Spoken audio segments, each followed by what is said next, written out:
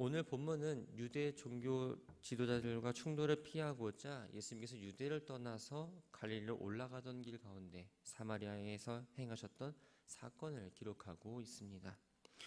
세례 요한은 아브라함의 자손이라는 그 영적 자부심을 갖고 있던 이 당시 유대인들에게 회개와 영적인 정결함이 필요하다는 걸 선포합니다. 영적인 갈급함을 느끼고 있던 백성들에게는 아주 강한 인상을 남겼고 온 유대 지역과 또 예루살렘 사람들이 세례 요한에게 나와서 자신의 죄를 자복하고 요단강에서 세례를 받았습니다.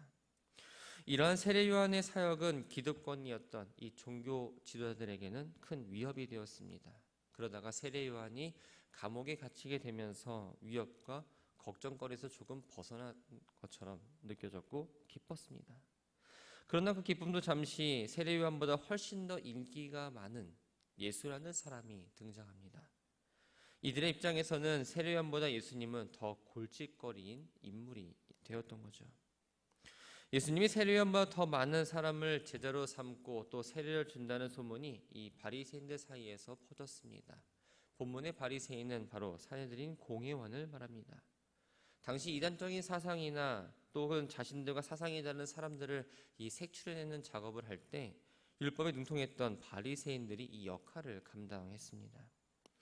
예수님은 자신에 대한 소문이 바리새인들의 귀에 들어가는 걸 아셨습니다. 그런데 사실은 예수님이 직접 그들에게 세례를 준 것이 아니라 제자들이 세례를 주었던 거죠. 세례 요한처럼 직접 세례를 주신 게 아님에도 불구하고 많은 사람들이 예수님 앞으로 나와왔습니다. 예수님은 불의와 타협하지 않으시고 또 공의로우시며 복음을 전파하는 것에 있어서 목숨을 아까워하지 않으셨습니다.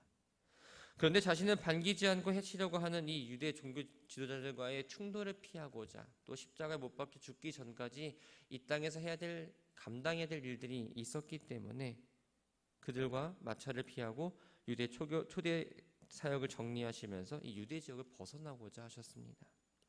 예수님이 유대 지역을 벗어나서 다시 갈릴리로 가고자 하십니다. 유대에서 갈릴리로 가는 길은 여러 가지가 있습니다. 해변을 따라 가는 길도 있었고 요단 동편 베레아를 통과해서 가는 길도 있었고 또 사마리아를 지나가는 길이 있었습니다. 그 가운데 사마리아로 지나가는 길이 가장 짧은 시간에 갈 수 있는 지름길이었던 거죠.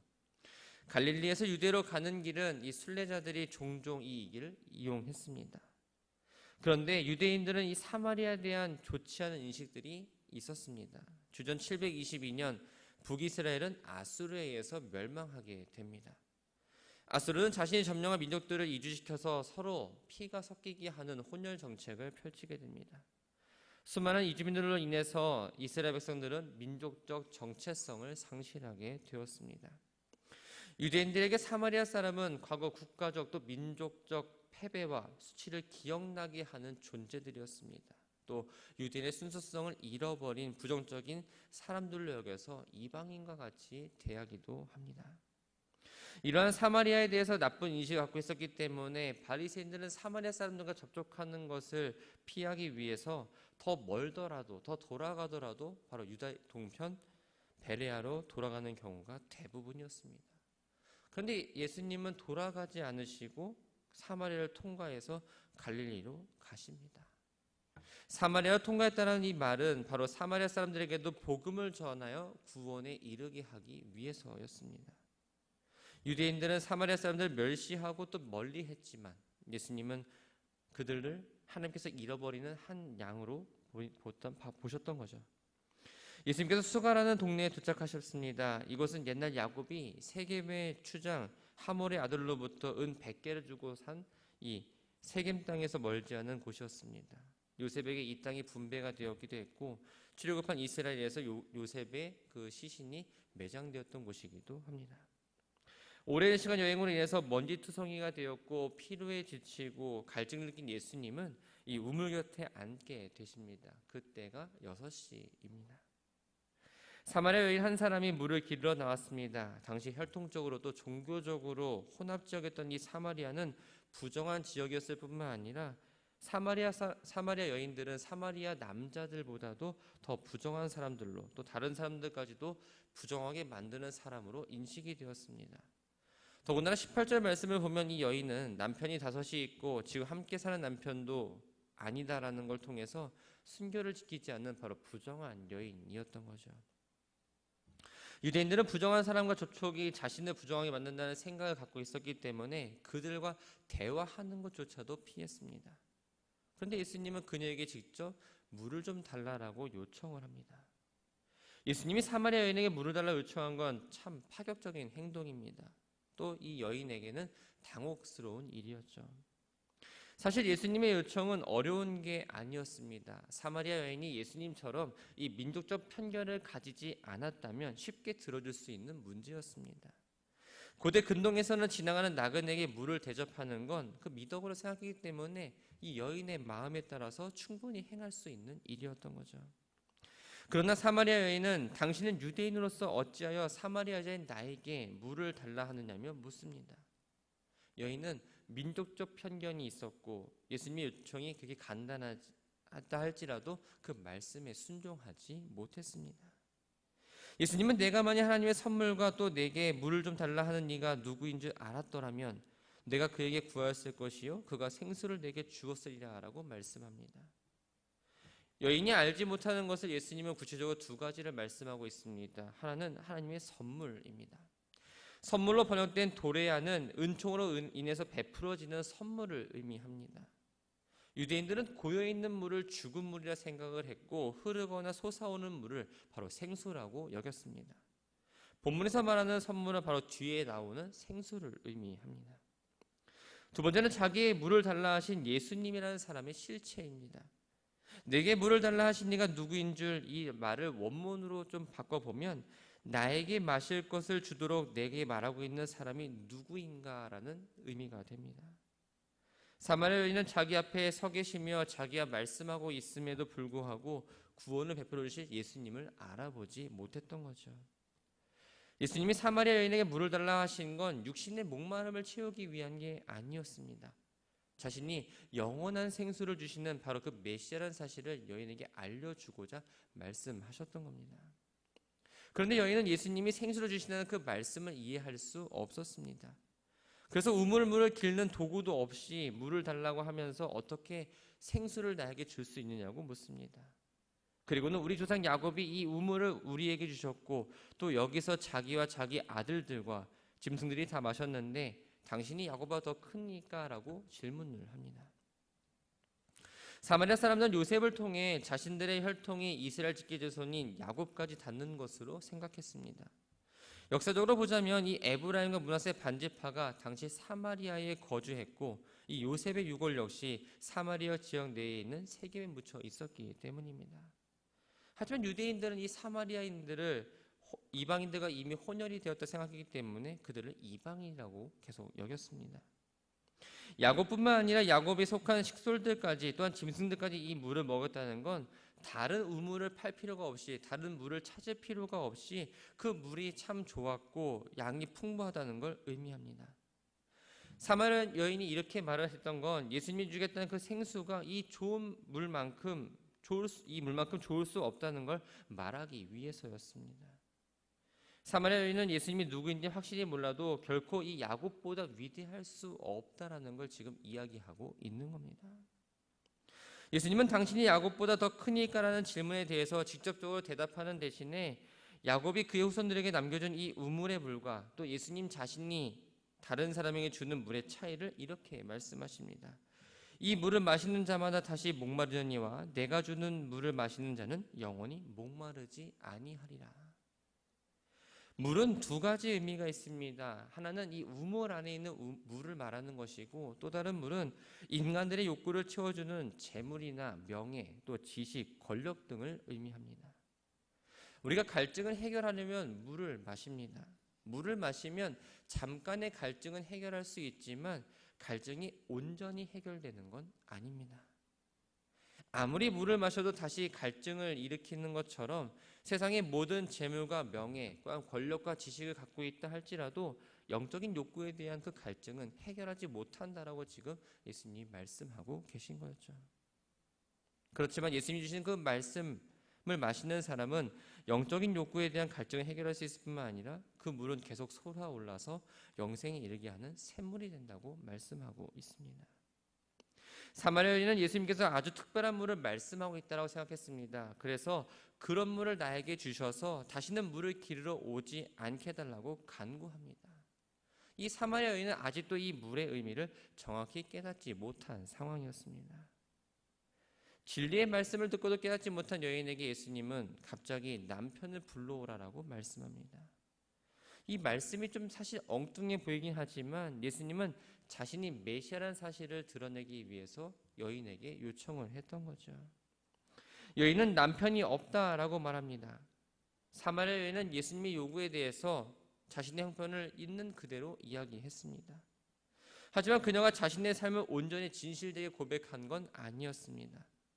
지금 그녀에게는 합법적으로 남편은 없지만 그는 5명의 남편을 거쳤던 여자였고 현재는 법적으로는 인정될 수 없는 남편을 두고 있는 상황이었기 때문입니다. 여인은 남편이 없다는 그 말을 통해서 다른 사람에게 자신을 처녀나 혹은 과부로 생각하게 만들고 자신의 부끄러운 그 상황을 감추고 싶었던 겁니다. 예수님은 너에게 남편이 5이 있었고 지금 있는 자도 내 남편이 아니니 내 말이 참됐다라고 말씀하십니다. 처음 만난 사마리아 여인에게 그녀의 과거와 또한 그녀의 현재를 말씀하시면서 예수님이 가지고 있던 그 능력을 나타내 보이셨습니다. 여인은 과거 자신의 부정한 사생활에 대해서 예수님이 정확하게 알고는 놀랍니다. 여인은 예수님을 처음에 유대인 나그네로 그저 알았다가 그 다음엔 랍비로 알았는데 이제는 선지자로 깨닫게 되었습니다.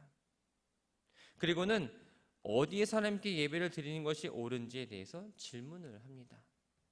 예배를 어디에서 드려야 하는 문제는 사마리아 사람들과 유대인 사이에서 해묵은 문제였습니다.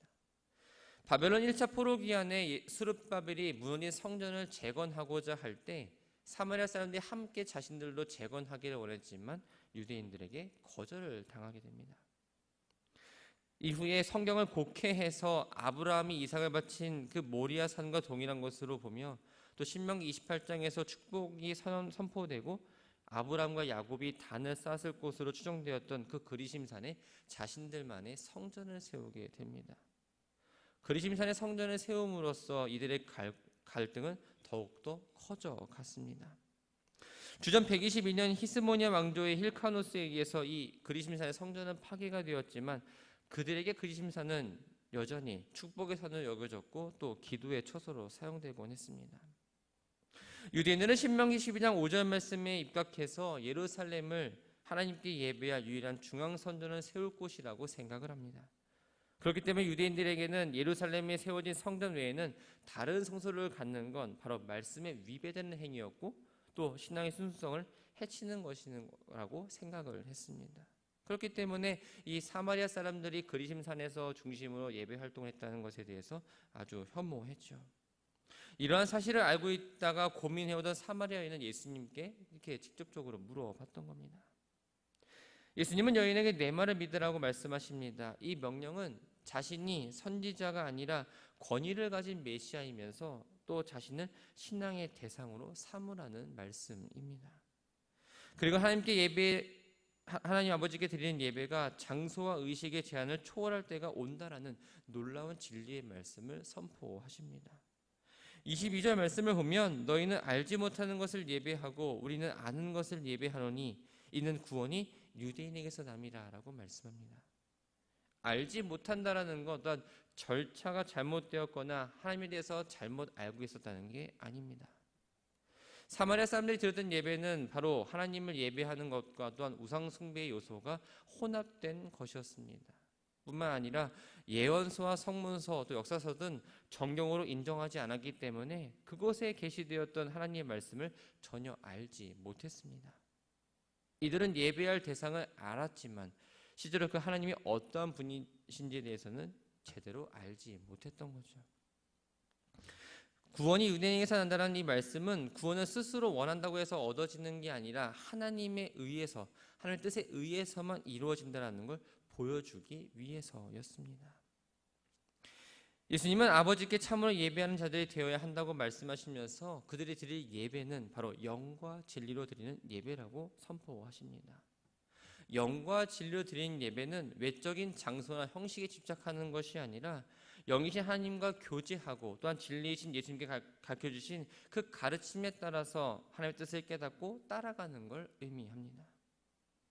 하나님께 바른 예배를 드리는 방법에 대해서 예수님이 말씀하셨을 때 사마리아 여인으로 하여금 자연스럽게 메시아가 누구인지에 대해서 생각나게 만드셨습니다. 사마리아 여인은 메시아가 오시면 모든 걸 알려주신다고 말을 했고, 예수님은 그 메시아가 바로 본인이라는 사실을 직접적으로 드러내십니다. 말씀을 정리합니다. 예수님 시대와 오늘의 시대를 한번 비교해 봤으면 합니다. 그 시대와는 다르게 우리가 드리는 이 예배는 간편해졌습니다. 장소의 제한이 없어졌습니다. 꼭 재물이 있어야 되는 건 아닙니다. 예배의 횟수도 참 많습니다. 그러다 보니까 예배를 가볍게 여기기도 하고 때로는 형식적으로 예배를 드릴 때도 있습니다. 오늘 우리는 하나님을 예배하기 위해 나왔습니다. 어떤 마음으로 이 자리에 나오셨습니까? 하나님을 예배할 때 중요한 건 바리새인들처럼 내가 착한 일을 이 정도 했으니 하나님이 그만큼 생각해 주시겠지라는 그 간사한 마음으로 나오는 것이 아니라 나의 죄됨과 부족함과 또 연약함을 인정하며 이 자리에 겸손히 나와야 합니다. 겸손히 나올 때 하나님 주시는 그 은혜와 사랑을 느끼게 되고 이 예배의 과정 속에 하나님의 그 은혜에 감격하며 나아갈 수 있습니다. 하나님이 원하시는 건 이 교회 안에서의 그 공적인 예배만이 아닙니다. 하나님과의 교제 속에서 하나님의 마음을 알고 하나님 그 마음에 공감하며 진리신 그리스도를 말미암아 성령 충만해서 하나님이 기쁘시게 하는 온전한 예배의 삶을 살아야 합니다. 하나님의 마음은 슬픔 가운데 있는데 나 혼자 기쁘게 찬양하는 것 옳은 예배가 아니라는 거죠. 하나님이 바라보는 시선에 우리도 함께 그 시선에 동참해야 합니다. 하나님의 마음을 갖고 다른 사람의 울부짖음에 우리 역시 그들의 울부짖음을 귀 기울일 줄 아는 예배자가 되어야 합니다. 바라기는 의무감으로 형식적으로 하나님을 예배하는 것이 아니라 이 시간 하나님 앞에 나올 때에 하나님을 닮기를 소망하고 하나님 앞에 한 걸음 더 나아가기를 소망하는 마음으로 나아오시기 바랍니다. 나의 죄됨, 나의 부족함, 또 나의 연약함을 인정하면서 하나님의 그 주시는 은혜와 사랑을 경험하며 돌아가는 시간 되기를 바랍니다. 그 받은 사랑을 가지고 그 은혜를 가지고 우리가 세상 가운데 나아갔을 때에 하나님을 그 예배하는 마음을 계속적으로 이어져서 주어진 시간을 살아내므로 하나님께 온전히 예배하며 나아가는 우리 모두가 되기를 주님의 이름으로 축원합니다.